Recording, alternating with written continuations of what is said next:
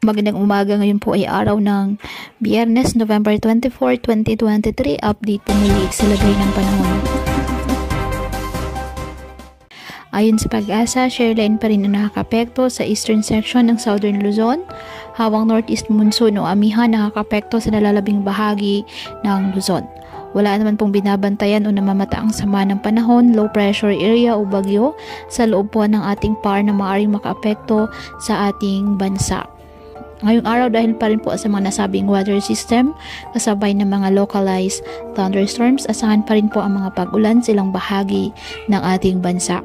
Apektado ng shoreline ang Aurora, Quezon, Camarines Norte at Camarines Sur, kaya asahan na maulap na kalangitan na may kalat-kalat na pag-ulan at thunderstorms. Samantala ang Batanes, Cagayan, Isabela at Apayao, asahan din po ang maulap na kalangitan na may mahihinang pag-ulan dahil naman po sa amihan.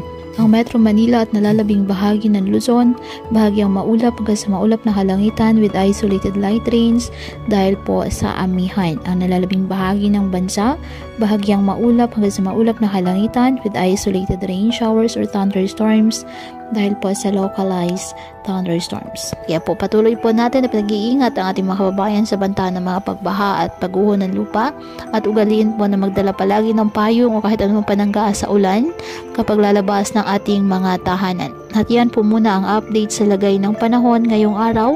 Muli patuloy po tayo na mag-ingat at palaging tandaan, God loves you. Stay safe and God bless.